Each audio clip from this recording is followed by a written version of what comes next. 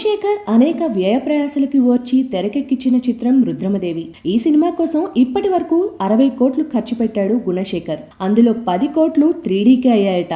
తాజాగా రుద్రమదేవి ట్రైలర్ బయటకు వచ్చింది. అయితే ఈ ట్రైలర్ కి మిశ్రమ స్పందన వస్తోంది.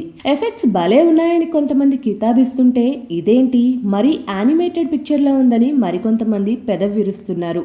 బ్లూ మ్యాట్ లో తీసినట్టు స్పష్టంగా తెలిసిపోతోందని, సినిమా అంతా ఇలానే ఉంటే భరించడం చాలా కష్టమని చెప్తున్నారు.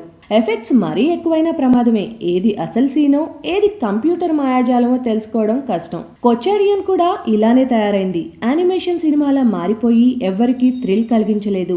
ఇప్పుడు రుద్రమదేవికి అలాంటి ఫలితమే వస్తుందేమో అన్న అనుమానాలు కలుగుతున్నాయి. పైగా అనుష్కపై 60 కోట్ల పెట్టుబడి రావడం అంత తేలికైన విషయం కాదు. బన్నీ, రాణా ఉన్నా వీళ్ళవి సైడ్ క్యారెక్టర్సే. సినిమా భారాన్ని మొత్తం మోయాల్సింది అనుష్కే. మరి స్వీటీతో అది సాధ్యమవుతుందా? గుణశేఖర్ కలల్ని నిజం చేసే సత్తా అనుష్కకు ఉందా? ఈ విషయం రుద్రమదేవి వసూళ్లే బయటపెట్టాలి.